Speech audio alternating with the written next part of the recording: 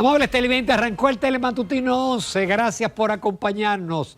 Empiezo sonriéndome porque los mejores programas se hacen con los técnicos antes de comenzar. Buenos días a todos. Gracias por estar con nosotros. Hoy es jueves 25 de julio del año 2024 con muchos temas. Y hoy tenemos un invitado muy especial, el doctor Antonio Isa Conde, empresario, ex ministro de Energía y Minas. Tony Isa, un gran amigo de larga data, es un hombre que viene de la izquierda. Y a pesar de su edad, su mente es la de un joven, con ideas jóvenes y con proyectos jóvenes. No se pierdan esa entrevista. Señores, ayer, cumpliendo con un rito de la Constitución, el artículo 120, los diputados y senadores se reunieron en asamblea para conocer las actas electorales. Si las actas que le envía la Junta, y entonces ellos validan la elección del presidente y de la vicepresidenta de la República. Luego, un grupo de legisladores fue a Palacio, había legisladores de la oposición, a entregarle al presidente los pergaminos de la elección. El presidente dijo, en ese momento, les agradezco esta formalidad, pero que es una formalidad muy importante porque cumple con algo que nosotros aquí en República Dominicana damos muchas veces por sentado, que es el cumplimiento de nuestra Constitución. ¿Qué ocurre? Esa asamblea que fue muy accidentada, ahí se discutió el tema de que la juramentación no va a ser en el Salón Augusto de la Asamblea Nacional, sino en el Teatro Nacional. Y hubo exposiciones muy interesantes, como la del senador Franklin Rodríguez del PLD por San Cristóbal, que él decía, bueno, pero es que aquí caben 600 y pico de personas. Los legisladores somos 190 diputados y 32 senadores. Y de fuera vienen 14 presidentes. Entonces aquí cabe todo el mundo. ¿Por qué tiene que ir esta actividad? Ese es Franklin Rodríguez. Los directores, los subdirectores, la secretaria, las novias, eso lo añado yo, las novias, las amantes de los funcionarios que se van y otros que van a entrar. Pero bueno, porque el problema es que el reglamento de la Asamblea Nacional dice que debe sesionar en ese salón, salvo casos de emergencia o de fuerza mayor. ¿Qué son los casos de emergencia? Que se caiga el techo, que haya llovido y que se inundó el salón. Son los casos de emergencia. Ahora, fuerza mayor, miren qué salón tan impresionante. ¿Qué otro caso de emergencia, de fuerza mayor? Que hay mucha gente. Ahí caben 680 personas. Como decía ayer un artículo, un joven articulista, Federico Jóvenes, Rijo, él dice que hay que respetar los símbolos del poder. Que ese Santo Santorum, que es ese salón, donde siempre se ha juramentado el presidente, debió mantenerse. El Teatro Nacional es muy bonito, pero es una sala de espectáculo.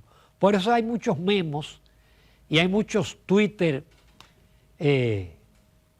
diciendo, va a haber alfombra roja, va a haber brindis de picadera, va a haber cóctel, va a haber un espectáculo musical. Pero parece que se quiere hacer algo diferente, invitar muchísima gente. Hay quien dice que quizá llegará el momento que tendrán que sesionar aquí al frente, en el Parque Olímpico. Porque si la invitación se extiende, porque 680 personas es mucha. Uno de los legisladores del gobierno decía, no, que por razones de seguridad. Óyeme, usted quiere más seguridad que el Congreso. Frente al Teatro Nacional, la seguridad la hace un equipo. Y a veces los equipos fallan, como lo vimos en Estados Unidos con el atentado fallido contra Trump. Pero bueno, yo era de la opinión que debió ser en la Asamblea Nacional, que es un salón augusto, en el Salón de la Asamblea Nacional, no en el Teatro Nacional. Por otro lado, en el ámbito político, yo creo que yo lo comenté aquí, cuando uno tiene tantos años en esta actividad, ya uno se intuye las cosas. Cuando Danilo Medina dijo que él no se iba a repostular, ni tampoco el secretario general, yo no me lo creí. Sí que me creí lo del secretario general porque Danilo quería salir del secretario general. Bueno, pues, de 45 miembros del comité político, para ellos quedarse, 40 de 45, y 1000 miembros del comité central para ellos quedarse, le pidieron al presidente Danilo Medina que se sacrificara y que siguiera al frente del partido. Y entonces, como el único aspirante que se iba a tirar a la presidencia, que era Domínguez Brito, le van a ofrecer la Secretaría General. Adiós renovación. Danilo Medina se va a llevar a la tumba el PLD. Sacó 10 ahora, va a sacar 5% o menos en el año 28. Por otro lado, a páginas completas en todos los periódicos, hoy aparece el informe preliminar de la misión del Fondo Monetario Internacional. Voy a repetir algo que dije ayer, porque yo tengo un amigo televidente que no se pierde este programa, pero que nos intercambiamos chat, y él me decía, mira, en algún país se le da tanta prensa a la misión del fondo, porque él me decía, me llama la atención, cuando llega, se publica, cuando se reúne con el banco, se publica, cuando se reúne aquí, se publica, cuando se va, se publica, y entonces cuando viene el informe, los periódicos están de júbilo, porque hay 2 páginas en todos los periódicos. Yo decía, no, mira, en la mayoría de los países esa visita pasa desapercibida. Lo que pasa es que el Banco Central tiene mucha capacidad mediática y aprovecha para promoverlo. Las visitas del fondo a los países se promueven cuando hay problemas de que hay un acuerdo y hay políticas de ajustes. Ahí sí de verdad los países se intranquilizan y a veces se tiran a la calle. El informe, como todos los informes que yo he leído en mi vida del fondo, yo me he leído muchos, tiene una parte de elogios. Por eso se publica. Pero por lo menos el fondo reconoce, porque hay quien piensa que la estabilidad y el crecimiento es una obra de este gobierno, que aquí no había estabilidad y crecimiento. Y fíjense, el fondo dice, un historial de sólidas políticas y firmes marcos institucionales han ayudado a la República Dominicana a lograr un crecimiento robusto y resiliente con una baja inflación en las 2 últimas décadas, entiéndase, del 2004 en adelante. Porque aquí tuvimos crisis en el 84, en el 90. Pero después de las crisis bancarias del 2004 en adelante, aquí hemos tenido estabilidad y crecimiento, salvo la pandemia. No lo voy a leer, pero ellos elogian la política monetaria, la política fiscal, vamos a seguir creciendo. Usted dice, bueno, pero ante tantas bondades, ¿por qué entonces, si todo está tan bien, ellos hablan de una reforma fiscal que amplíe la base, es decir, que los pobres que no pagan, que paguen,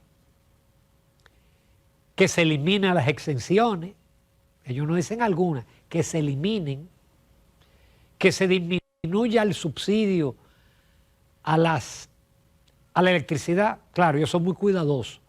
Ellos no van a decirle, mire gobierno, las pérdidas en su gobierno han aumentado de un 30 a un 40, no, lo que dicen, mire, disminuya el subsidio, pero para usted disminuir el subsidio, tiene que disminuir las pérdidas.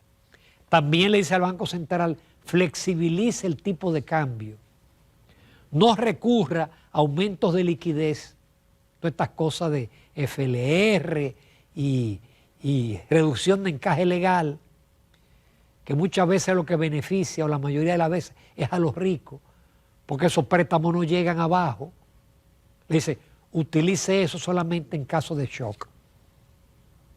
Esa parte es la que hay que leer, no los elogios. La parte que hay que leer son las recomendaciones que al fin y al cabo le van a dar aquí a la clase media y a los más pobres y quizás al mismo aparato productivo de la República. Ellos felicitan al gobierno porque agilicen los recursos para la recapitalización. Y yo le digo aquí al presidente Abinader, no se lleve de eso. No hay dinero para la recapitalización que resuelva el problema de la deuda del Banco Central. No gaste ese dinero, porque mientras la deuda y los certificados sea uno de los principales instrumentos de política monetaria, usted podrá dar lo que usted quiera. Leonel Fernández dio 80.000 millones en 4 años y eso no sirvió para nada. Hay otras soluciones a la deuda del Banco Central, que no es la recapitalización, porque el mismo fondo sabe, y además de eso le pide al Banco Central que aumente las reservas.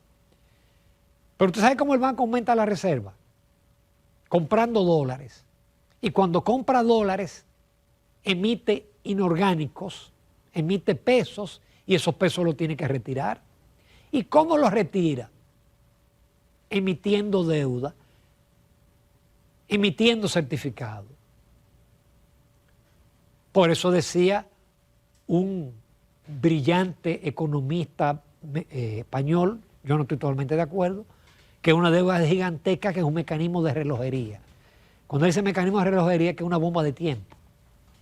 Entonces hay que leer con cuidado este trabajo del fondo, que por cierto, qué coincidencia, mi artículo de esta semana es justamente sobre ese tema, sobre la recapitalización del Banco Central, propuestas para afrontar la deuda. Hay muchas propuestas. Andy Daguarre dice que el gobierno tiene que asumirla, pero eso eleva los pagos de intereses. Hay propuestas interesantes de Luis Manuel Piantini, hay otras de Héctor Giuliani Curi. Yo trato de usar lo mejor de cada una en el mejor interés, porque yo soy bancentraliano y no quisiera que esa deuda encuentre una crisis macroeconómica en el camino. No se pierdan las entrevistas con el doctor Antonio Isaconde, que siempre tiene propuestas interesantes para todos ustedes.